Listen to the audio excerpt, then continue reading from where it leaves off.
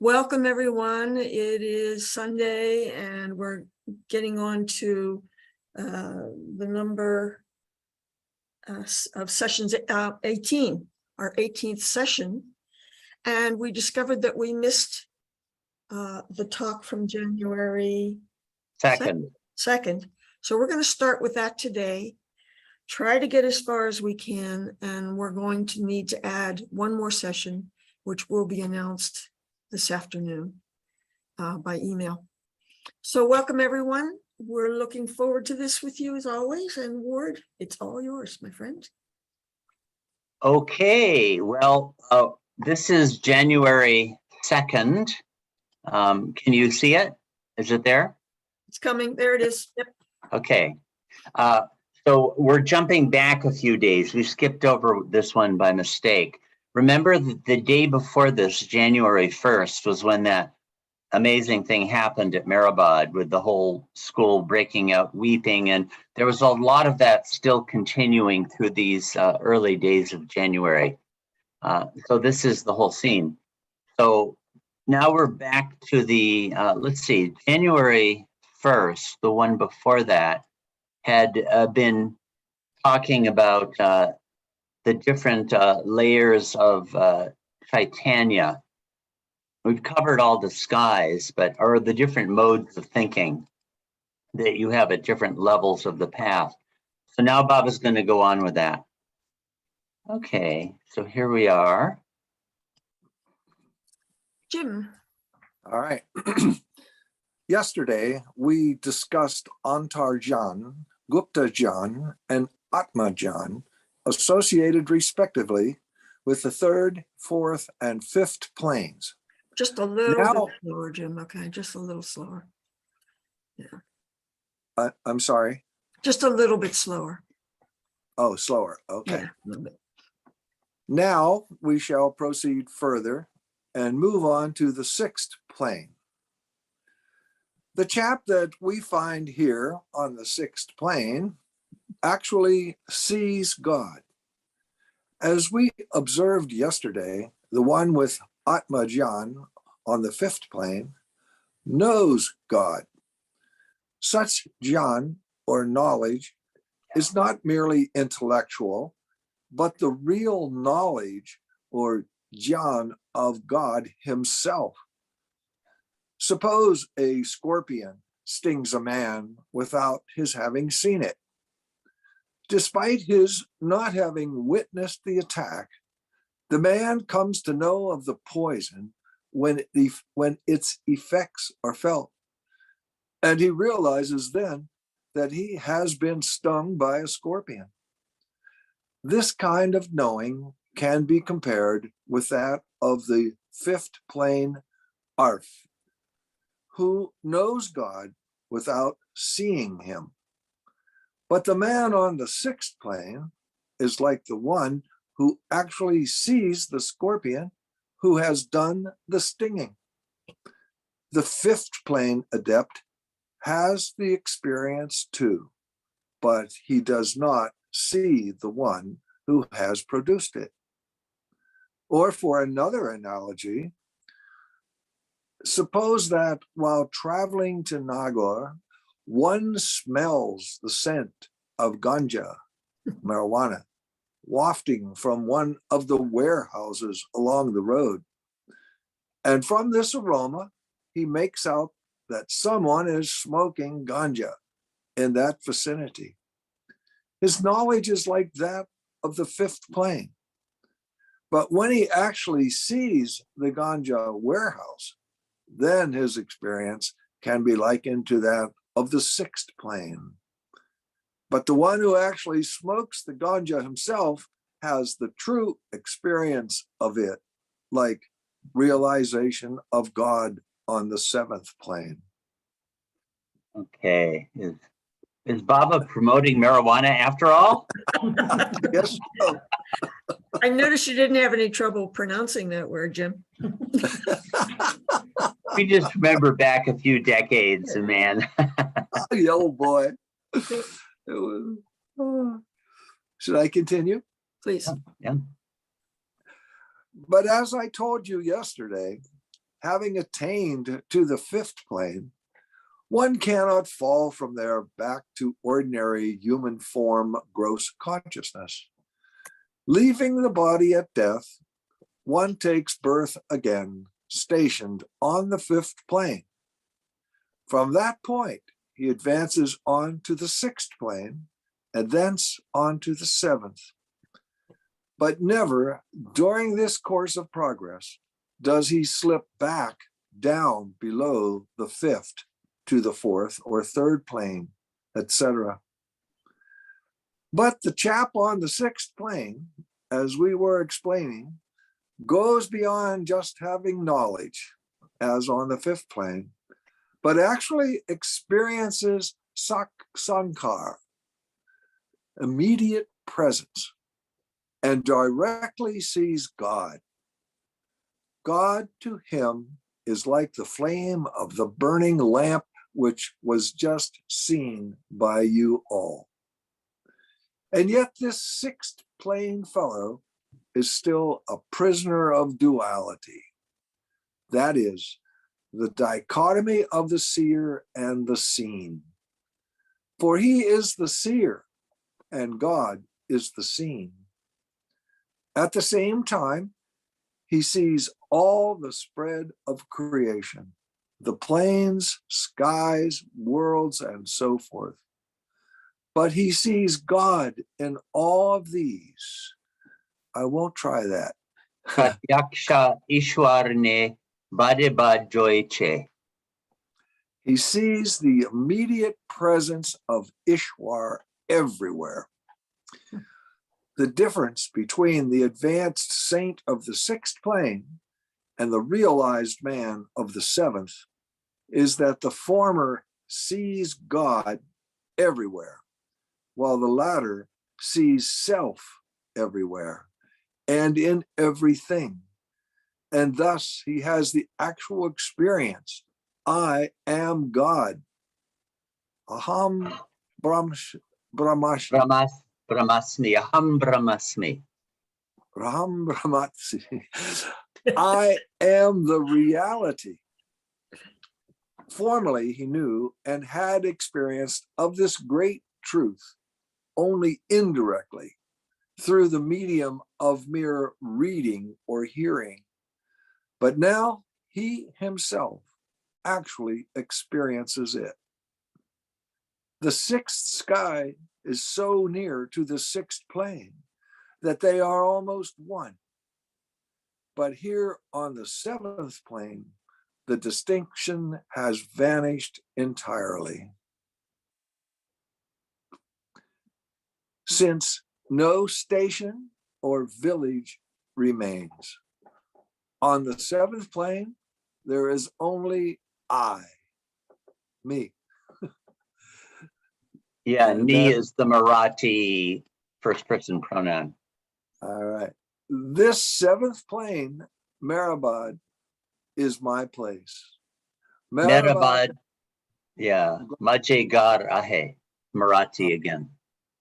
He who sees me there will know me, but that cannot be accomplished without love. So create love. Okay. That's one And down. we did all of this yesterday. Friday. Mhm. Yeah, Friday, I mean to say.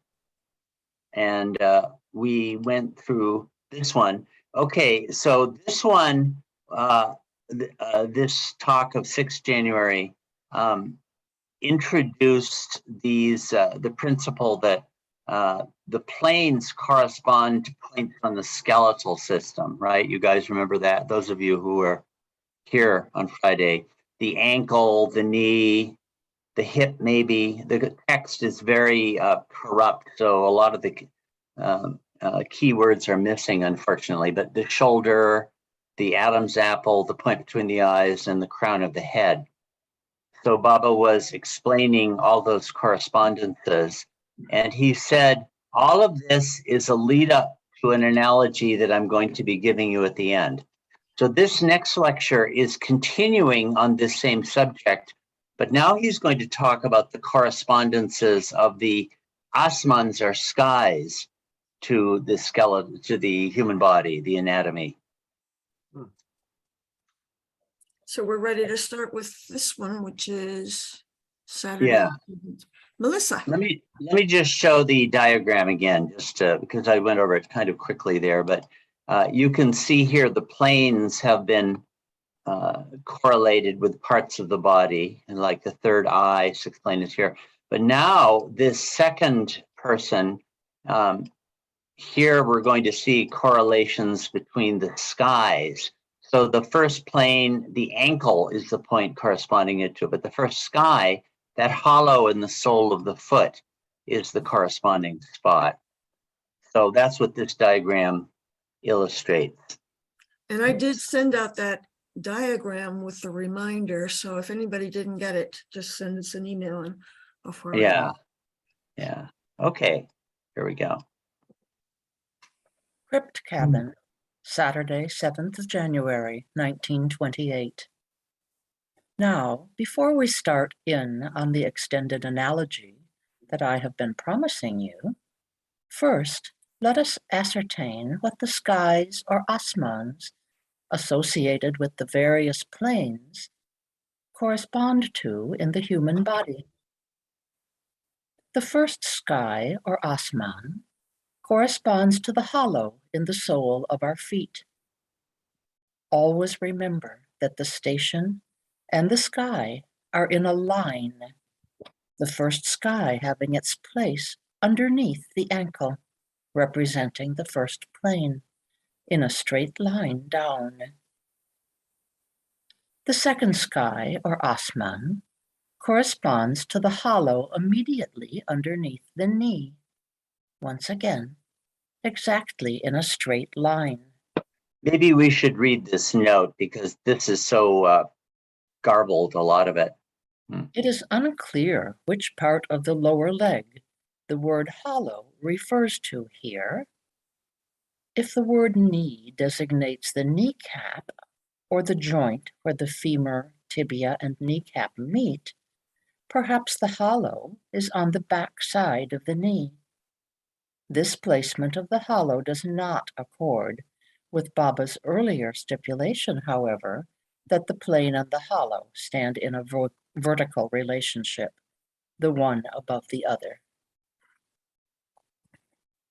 The third sky, or asman, follows, and the note there says, unfortunately, in both source texts, the lacuna here has not been filled in, and no sufficient editorial grounds warrant an editorial emendation. And then there's the end note 4 on page 613 speculates that the body part associated with the third plane might be the hip joint.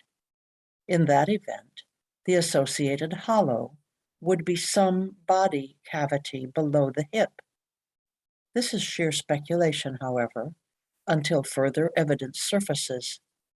The body parts associated with the third plane and sky remain a mystery.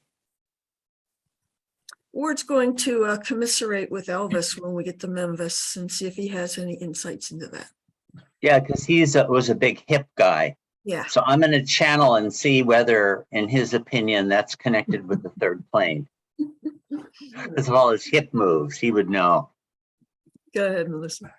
The third sky, or asman, follows. Always remember that the first three skies are far removed from their respective planes. Thus, the hollow in the sole of the foot is at a distance below the ankle, as is the hollow associated with and below the knee. The same is true of the body juncture corresponding to the third plane and the associated hollow. All of these are in a straight line with the plane above and the sky below, at a distance from each other. Keep in mind also that these are the exact positions that I have been giving to you.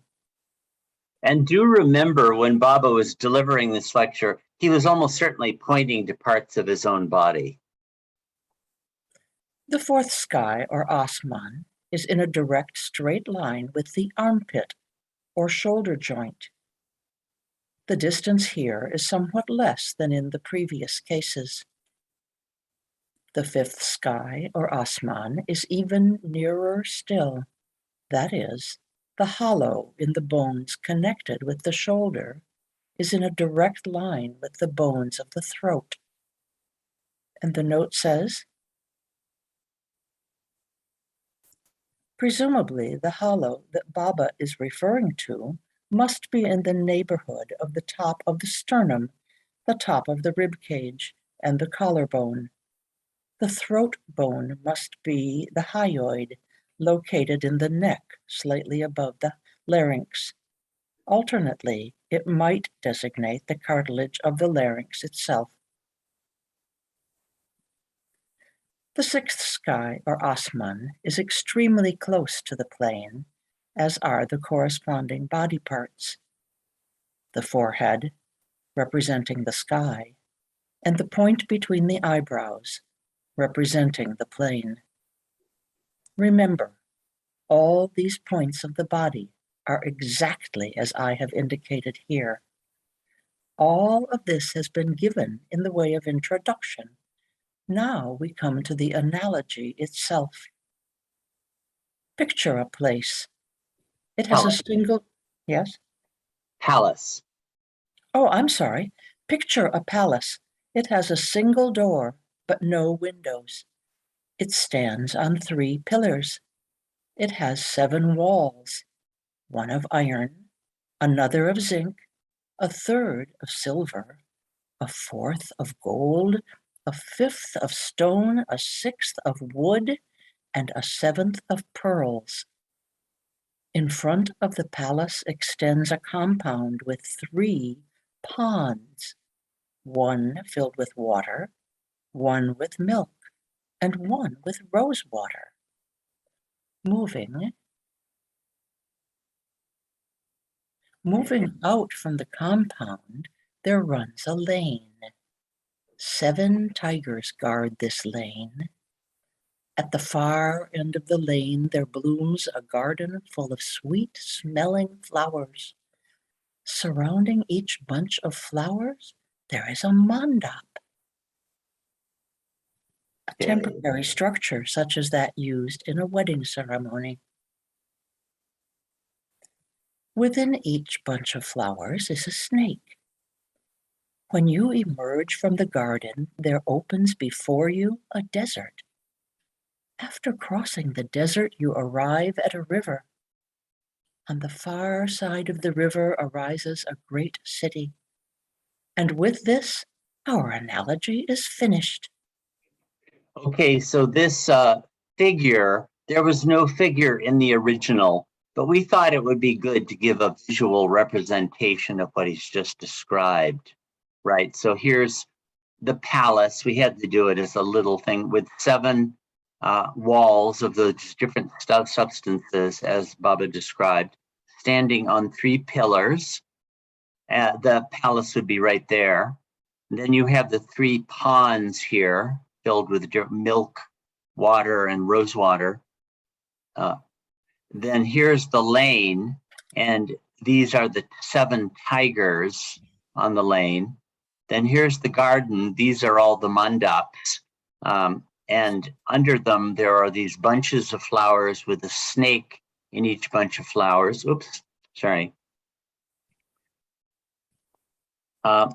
Now, going out from there, there's the desert, there's the river, and here's the great city. So that's the analogy he just gave.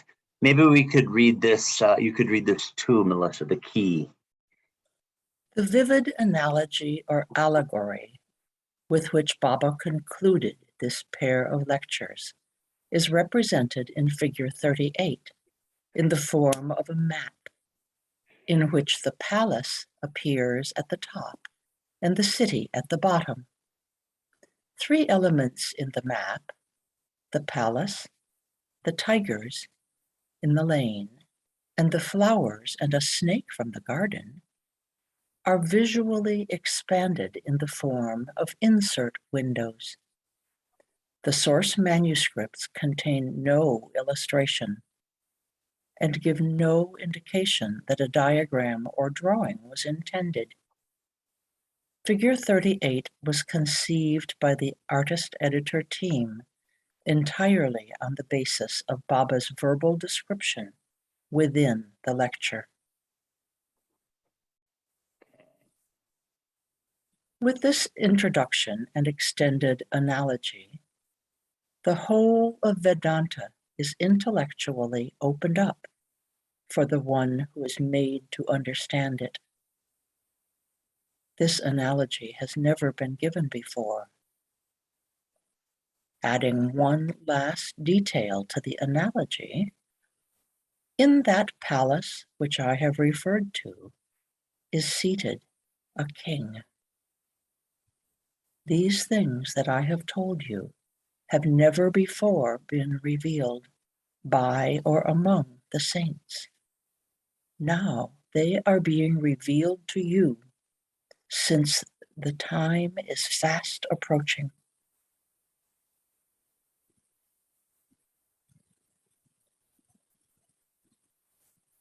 Shri went on to give a pair of similes or comparisons. First, comparing the good luck of the boys with the fortunes of Chagdev, the great yogi of the fourth plane, who met up with his master, Dhyaneshwar, and was made perfect only after thousands of years. Yeah, maybe you could read this. I will. Can you- Yes, I can.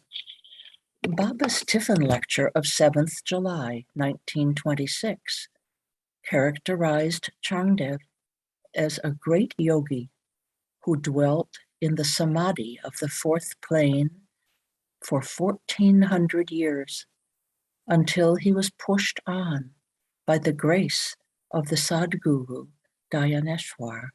See Tiffin lectures.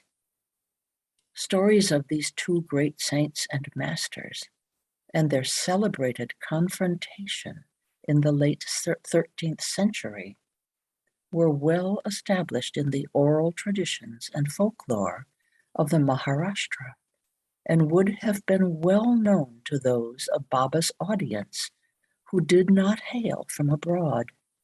For brief biographies, see Infinite Intelligence, pages 611, 612. This second simile concerned the eye, which, though so small in itself, can see objects thousands of times larger than the eye itself is. And this can happen because of the seer who is within it. And with this, the day's lecture was closed. Thank you, Melissa. Okay. So now we'll have Diana. Let's see, let me give you a hint here. Diana. Yeah. Okay. So these are the last, we're coming down the runway to the last few lectures.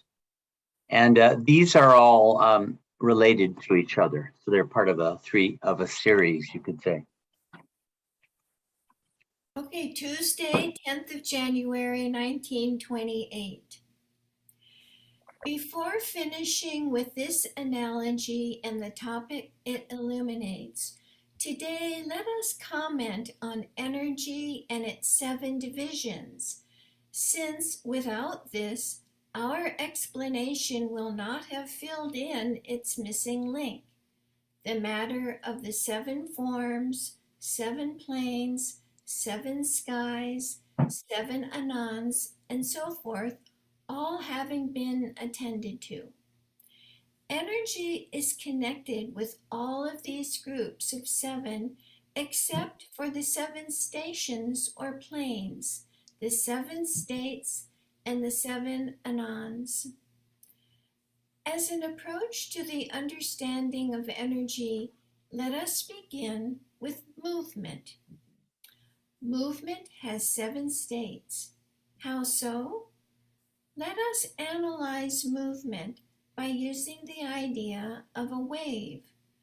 A wave's 7 states are these: 3 states of rising, 3 of falling, and 1 in the momentary steady state. These 7 can be seen only with the subtle eyes. And the footnote reads, strictly speaking, as Baba explains below, the 7th stage can be seen grossly, since in its 7th stage, the wave arrives at the gross sphere and acquires a bubble.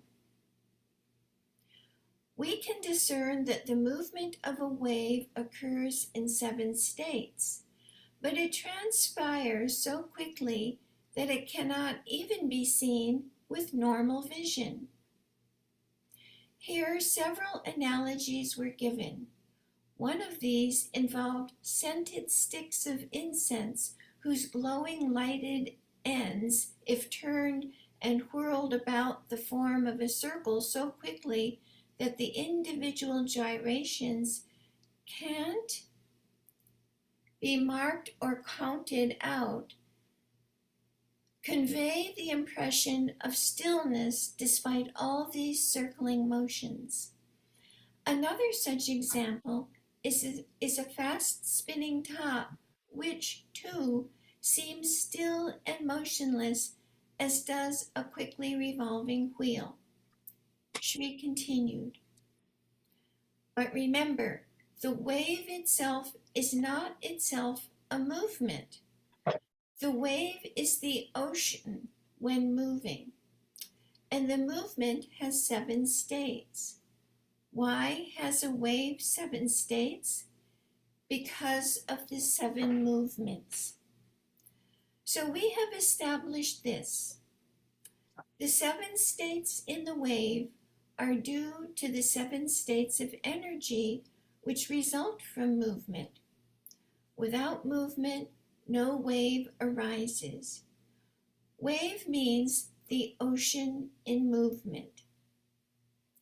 Now, the first 6 states of this movement belong to the domain of the subtle, which means that they cannot be seen with the gross eyes. But in the 7th state, this movement acquires a bubble, which is to say, a gross form, which can indeed be seen with the gross eyes. Why is the bubble created? Because at the 7th stage, a clash occurs. The 6 movements occur without the arising of bubbles, but with the 7th movement, a bubble appears. Now, what do we see when the ocean is in motion? We see a wave. The first 6 stages of the movement cannot be seen since they are subtle.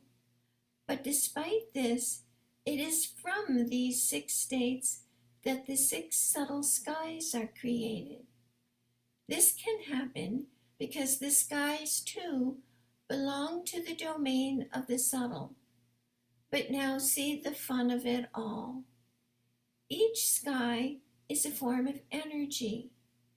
The difference between these skies lies in gradation.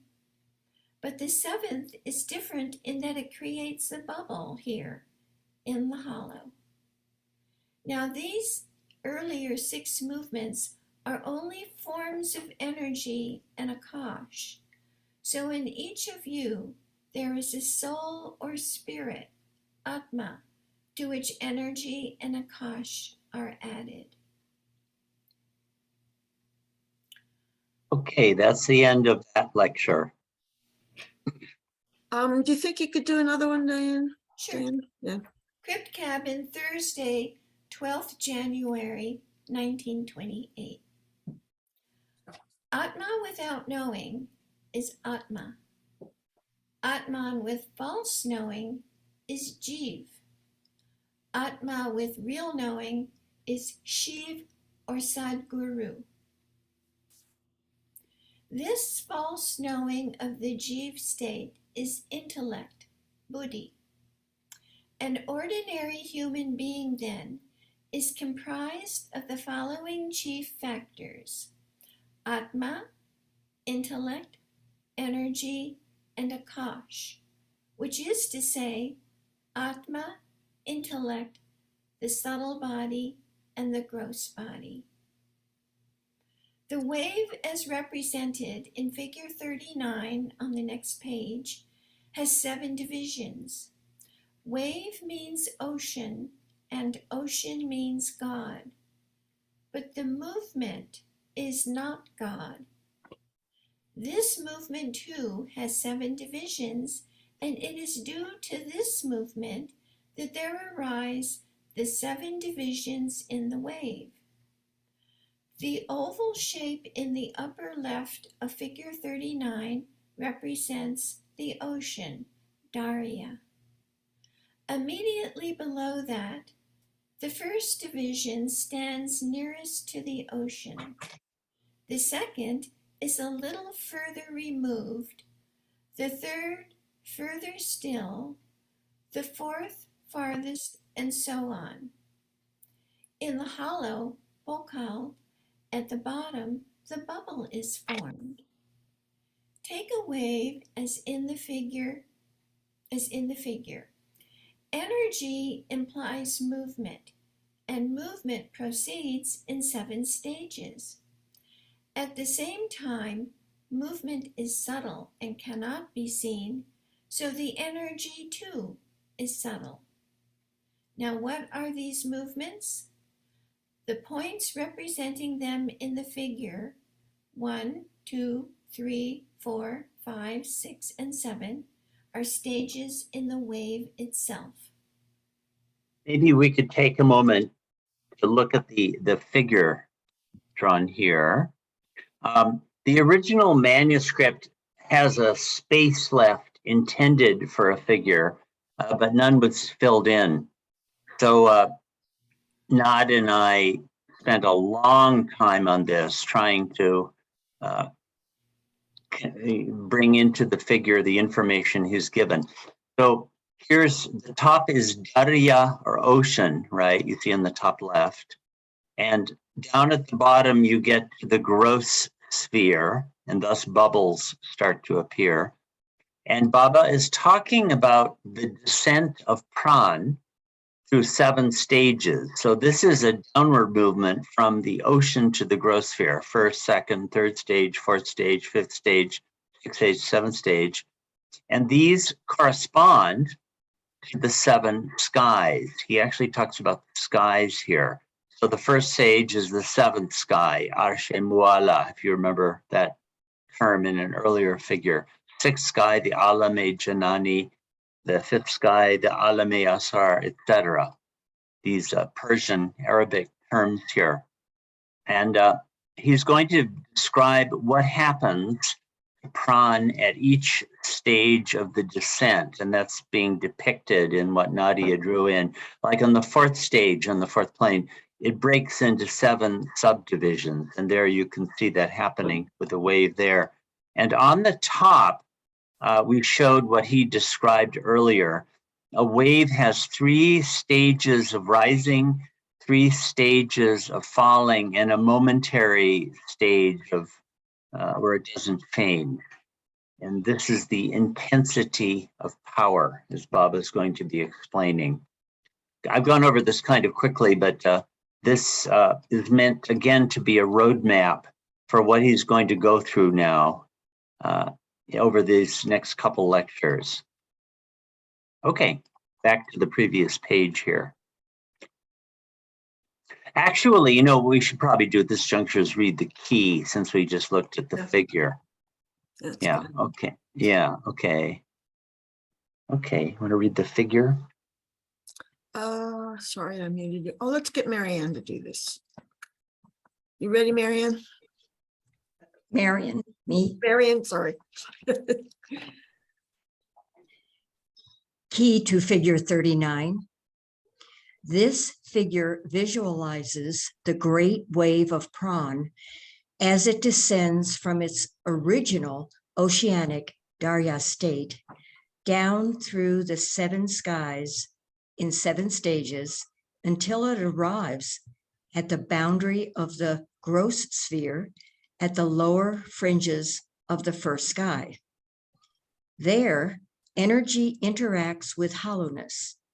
Drops from the ocean acquire bubbles, and the created universe as we know it comes into full expression.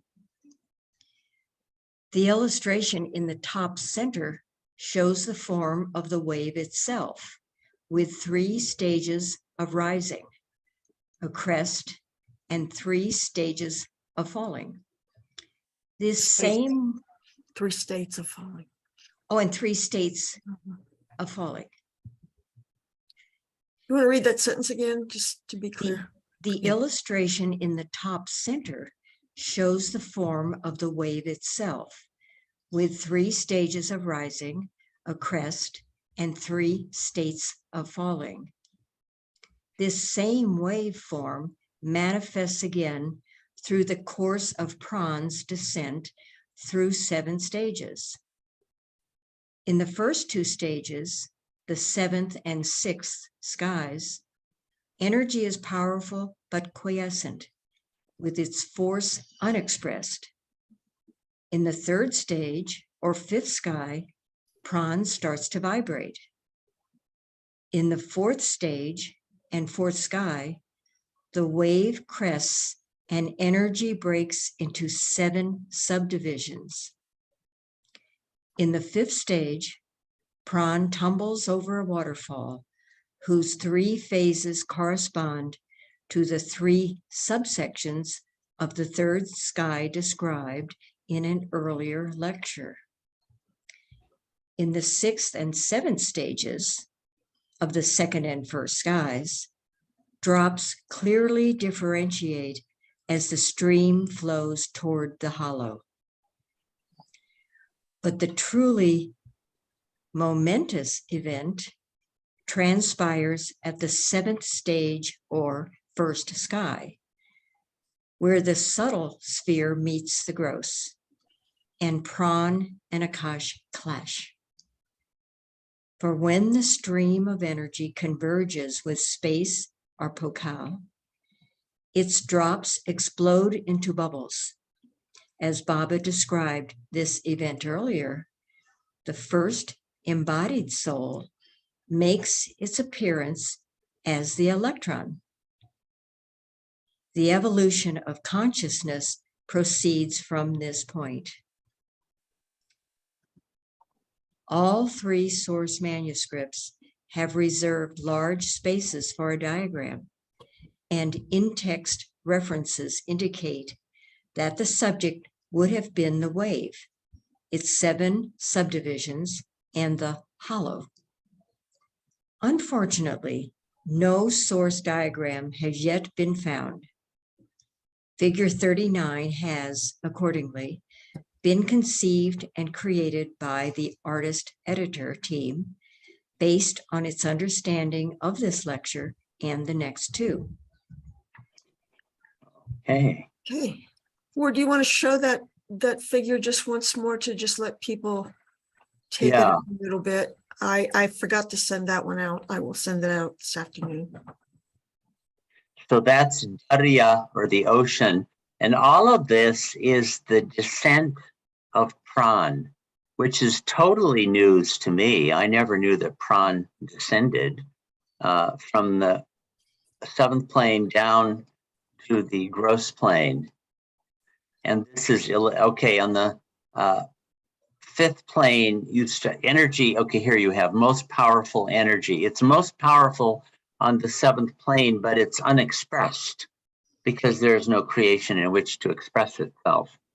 In the 6th plane, one single field of calm energy, vast and undivided.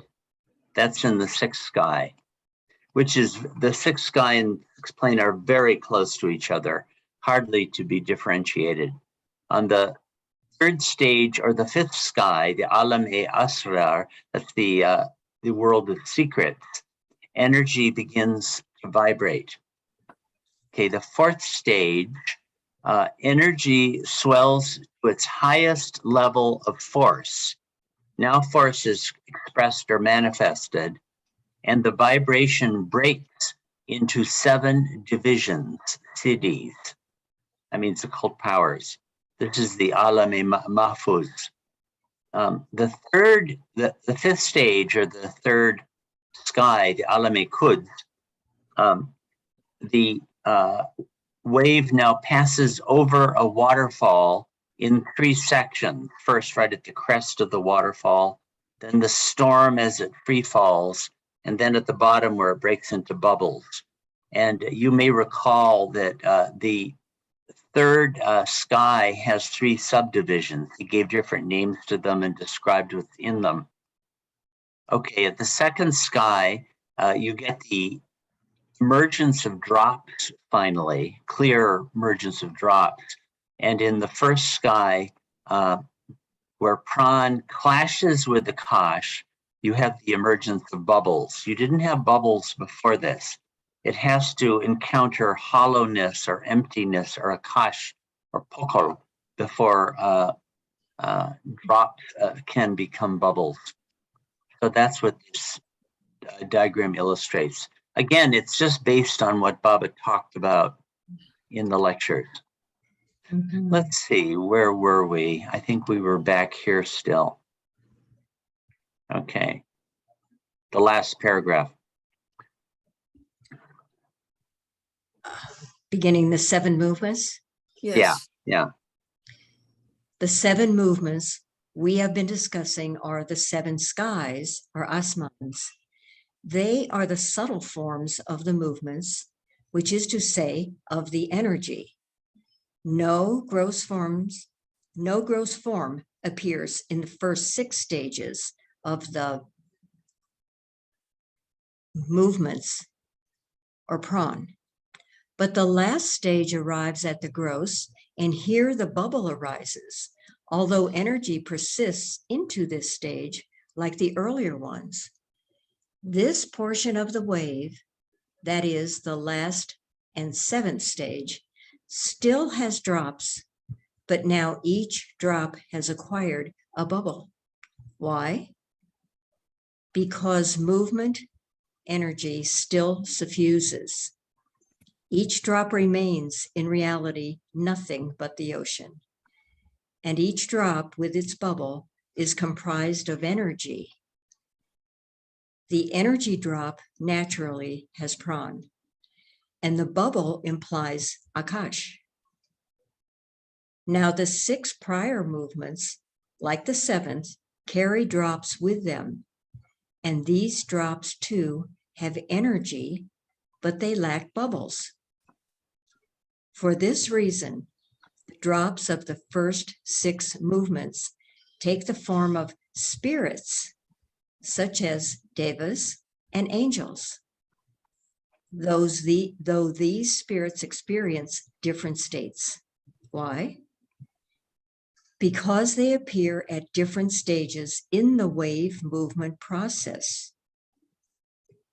So it is only natural for their states to differ.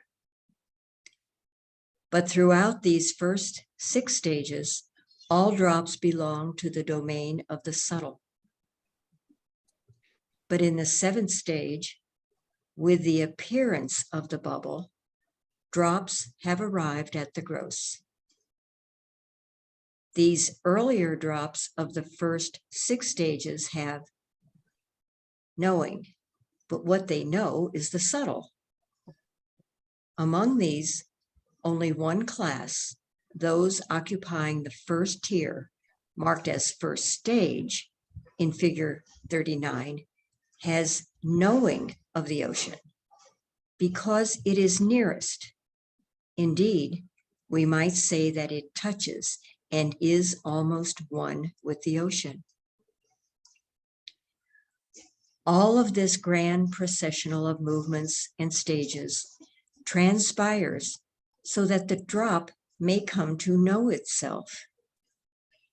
This final truth, I am the ocean, establishes that all this show and manifestation of the created universe is really just nothing nothing at all. For when at last this real knowing dawns, all this which was previously undergone has no further use.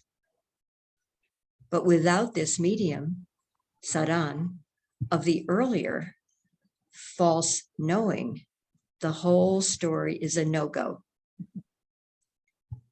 Buddhi or intellect is false, to be sure. But without buddhi, the real knowledge of realization cannot be achieved. When this intellect gains shuddhi, purity, then real awakening arrives when it is touched by love. Then it discovers the way by which it can come to know itself.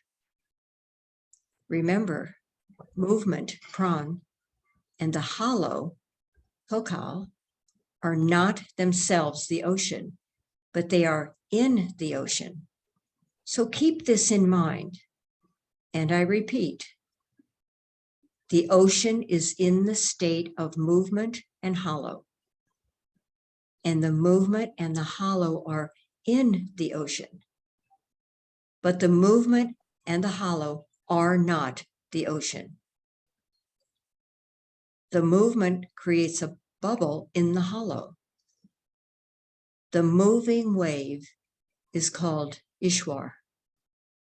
This movement is a single wave. Maybe you could read the note. It's quite a significant statement there. In the Actually, footnote, all right. Yeah. In infinite intelligence, Baba used the word Ishwar to designate God as creator, preserver, and destroyer.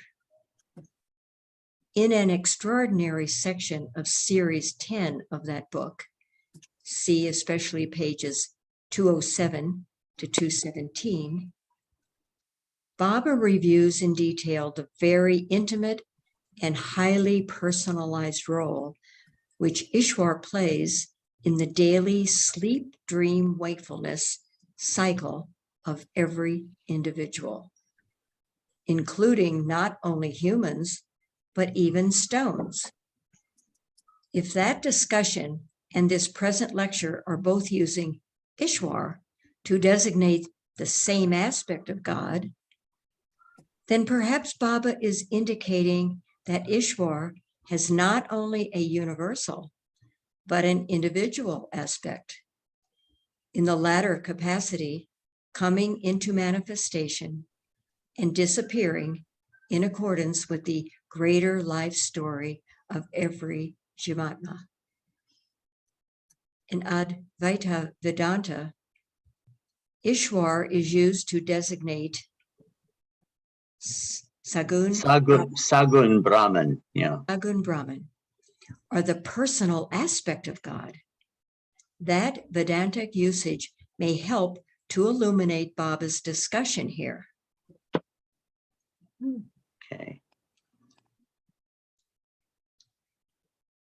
Take one of these waves and drops at the end of the seventh stage, and here at last we find the jivs. As long as there is a jiv, that jiv has Ishwar or God. When in the end, jiv becomes Shiv, the jiv, Ishwar, and the bubble all vanish. Okay. It's actually Thank kind you. of an amazing paragraph if you think through its implications. Okay, we're down to the last two. What do you think? Should we do one more? Or I think we should try to do both of them. Aren't they short? they're fairly short. I Yeah. think we can, if people are willing, I think we can get through those next two. And It would be worth it because they're all interrelated also. I think so All- too. They're all of yeah. a piece, yeah. Elizabeth, do you want to pick up for us, please? Sure. The wave, before the arising of the movement, is one with the still ocean or Darya. What causes the Darya to form waves? Answer. These 7 movements that we were speaking of yesterday,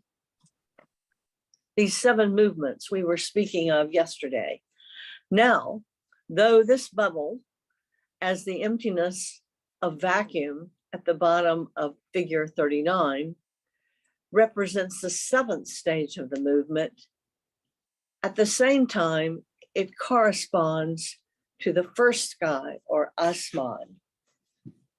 But back at the beginning of the process, in the first stage of the descent, we find the 7th sky. Why is this the first stage? Because energy in the beginning, in the first stage, is most powerful. Farther down in the 4th sky, it swells to its crescendo, its highest point.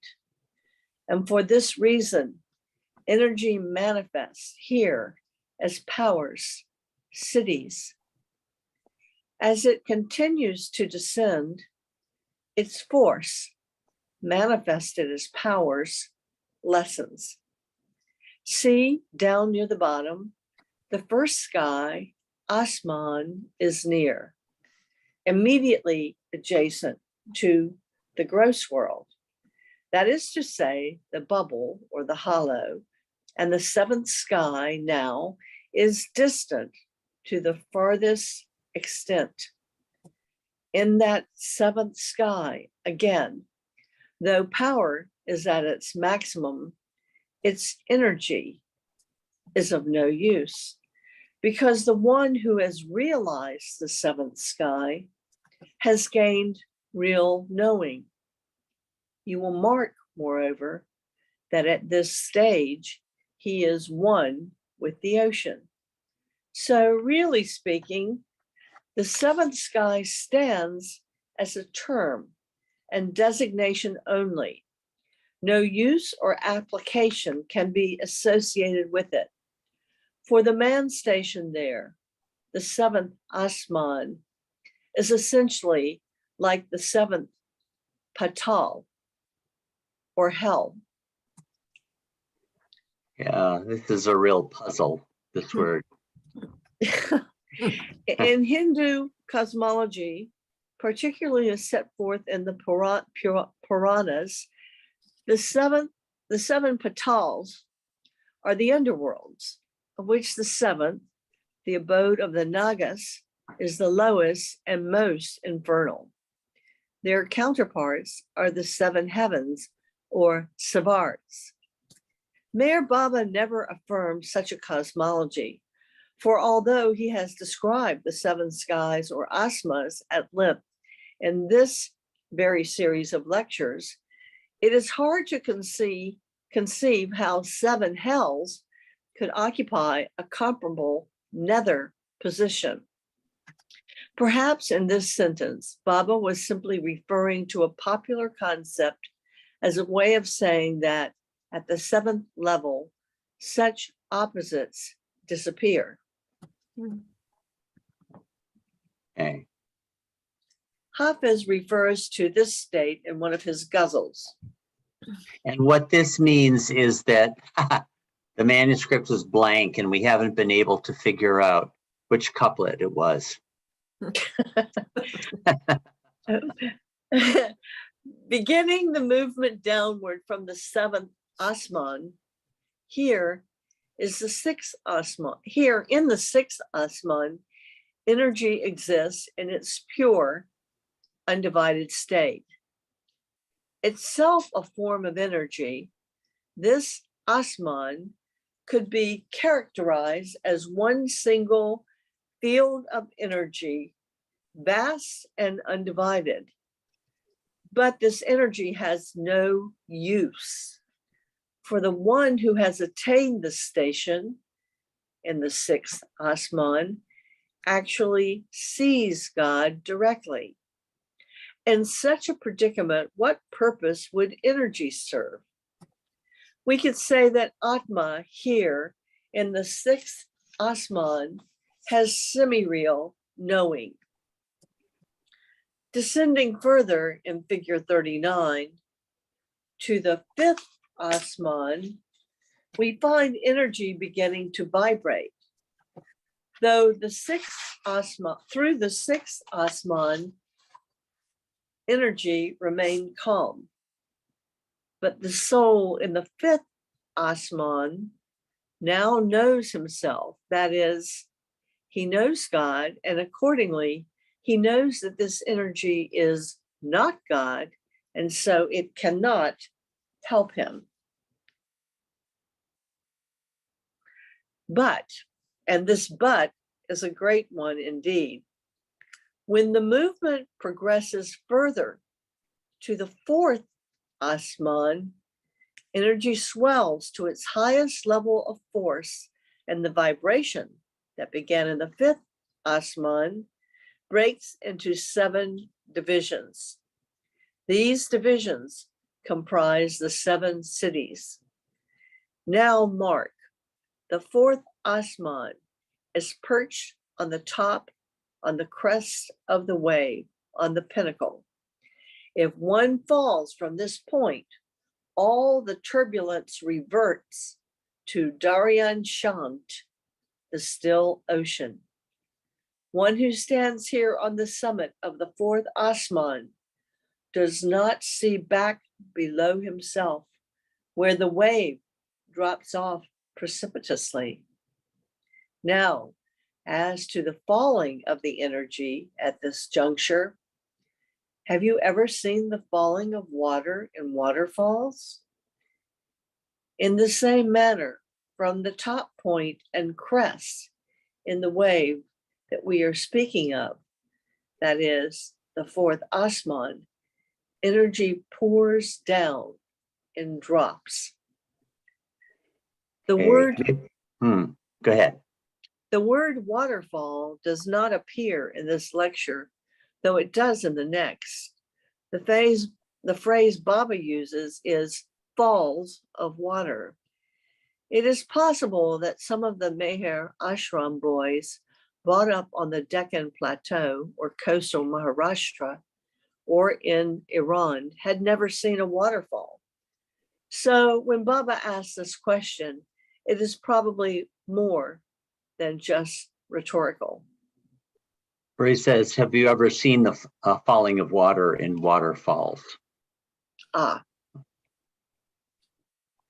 Okay. And as we descend further, that is, from the third asman downward, now spirits begin to appear. Okay. In the lecture of 12th January 1928, page 298, Baba gave the phrase devas and angels as a gloss for spirits.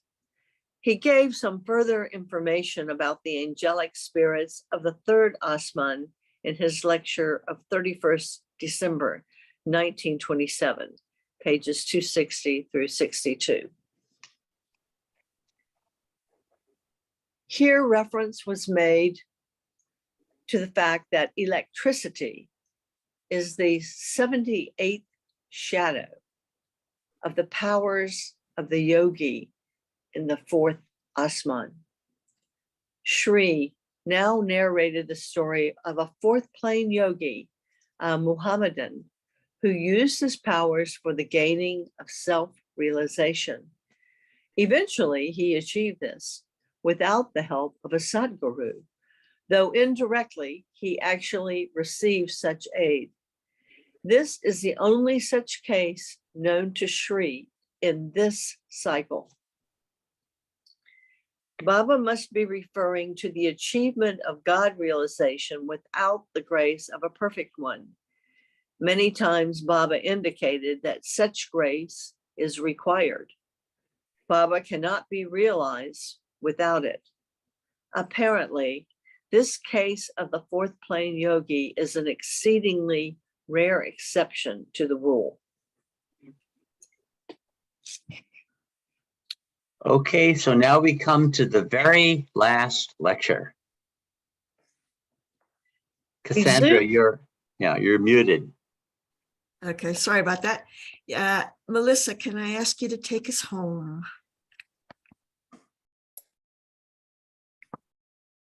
Crypt Cabin, Saturday, 14th of January, 1928.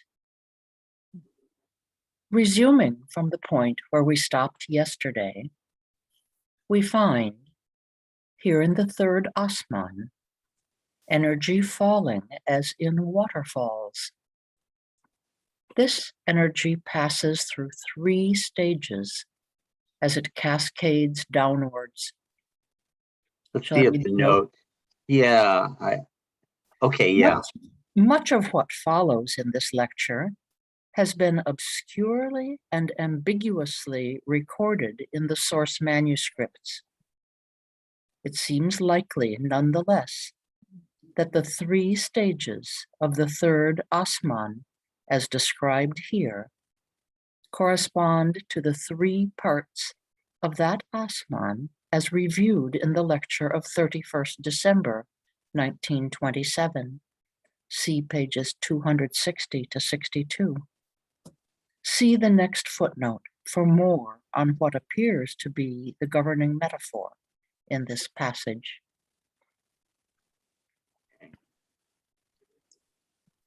First, in the beginning, its movement is steady. Second, in mid-cataract, it explodes into a storm. And third, at the bottom, it dissolves into drops. Now, during its flow down the declivity, energy traces a slight curve. By means of this curvature, the wayfarer in the third Asman finds himself able to know the minds of all. Until this point, that is, as far as the curve, energy has not yet acquired a body. Mind and Atma have pervaded everywhere in all parts of the wave, though mind is not present in the movement that derives from the wave. But as far as the third Asman, the energy remains bodiless. As it descends further to the second Asman, energy acquires a subtle form, because now it has changed its direction due to the curve. Energy has been subtle throughout, but the subtle form associates with it only in the second Asman. The Atma at this juncture cannot use energy except through the medium of the subtle body. In the earlier stages of the wave, down as far as the third Asman, the Atma availed itself of the use of energy directly through the mind. But here, in the second Asman, it can do so through the subtle body only. Now it is true that in the third Asman too, the subtle form of energy exists. Drops are comprised of energy, and these drops assume subtle form. Beyond this, in the second stage of the fall in the third Asman, as described above, energy does acquire a subtle body, but it did not do so earlier in the curve. Down the flow of the wave as far as the curve, no subtle form appears. We should probably read these notes. Yes. Though the source manuscripts that have recorded Baba's explanations are hard to make sense of here, it seems that he was explaining the relationship between the flow of energy and the subtle body through the metaphor of a waterfall.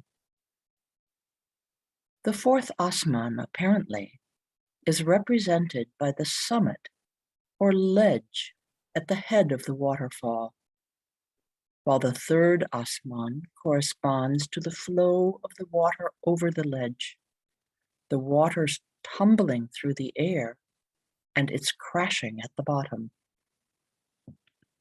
The curve Baba refers to probably designates the stream as it begins to pour over the ledge between the fourth Asman and the first section of the third Asman. Drops begin to emerge and assume subtle form in the second stage of the fall. In the second stage of the fall, described under 2 at the start of the lecture. But it is only in the second Asman, as the stream continues on below the base of the waterfall, that the Atma identifies with the subtle form fully. This interpretation is admittedly speculative, but since the original passage poses such difficulties, it is ventured here, nonetheless, as a possible reader's aid. These drops we have been referring to are celestial spirits. You better read this too. Happy to. In his lecture of 31st December 1927, Baba spoke of angels or celestial spirits as the denizens of Farishta Devlok in the second part of the third Asman. See page 262 above.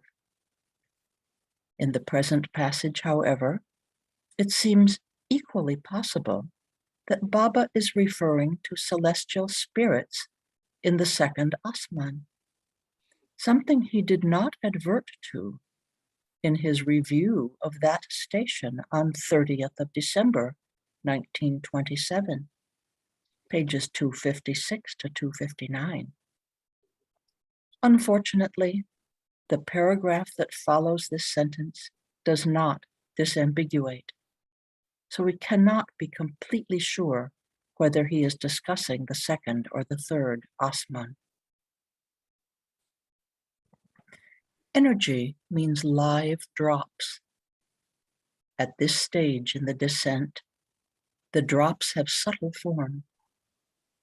These drops exist perennially. They do not pass through evolution. Only at the moment of Mahapralaya, when complete involution occurs, do all these drops disappear and merge into the ocean. In the 1920s, Meher Baba used the word involution to mean a reversion to the latency of what infinite intelligence calls the fine state, as happens to consciousness and its associated sanskaras in sound sleep. In God Speaks, involution came to mean the conscious ascent through the planes of consciousness in the realization of God. But that meaning does not seem relevant to the current passage.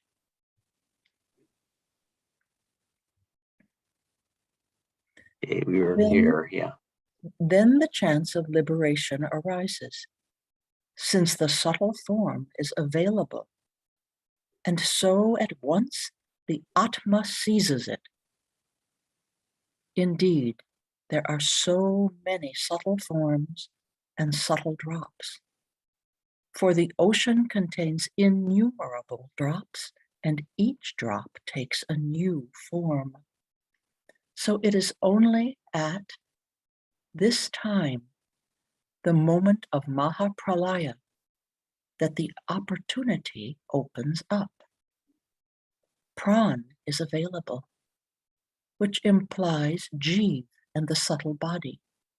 But the fun of it all is that these lack Atma.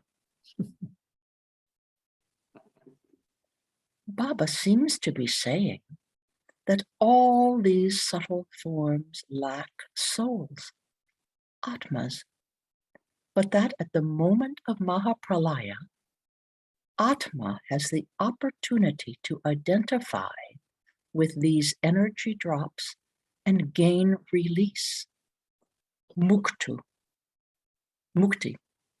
If the passage really does mean this, and the original text is vexed with difficulties, then Baba is giving information that he never gave elsewhere.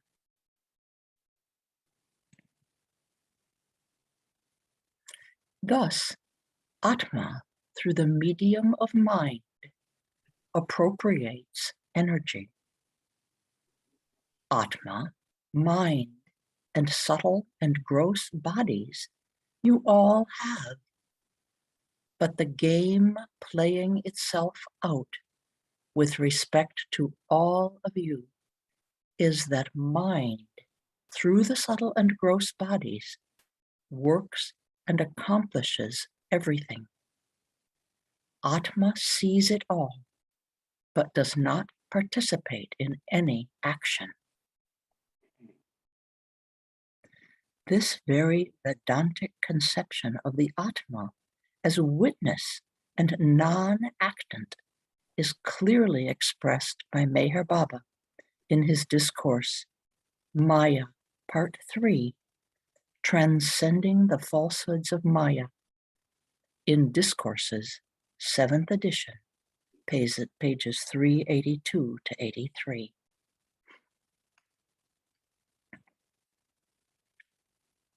Are we at when? Yes. When, yeah.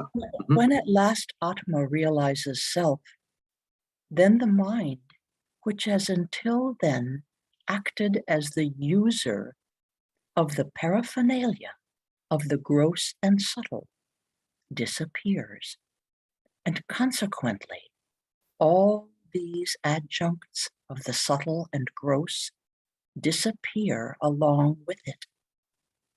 However, when this same Atma comes back down again after the realization of self, it uses its unlimited knowledge, power, bliss, and power in lieu of the mind which has vanished from the scene.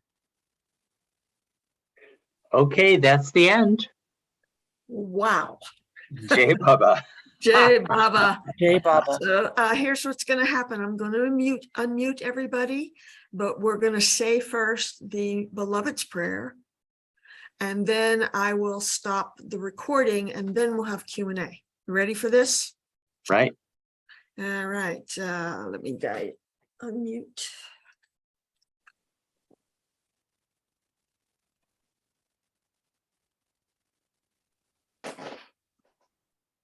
Go ahead and unmute.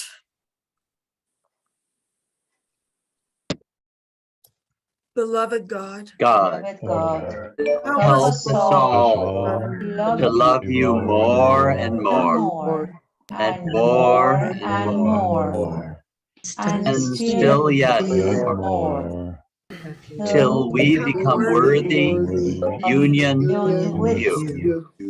and help And help us all to hold fast Baba's Baba's Dhamma Until till the very end. Avatar Our Meher Baba Ki Jai. Baba ki jai.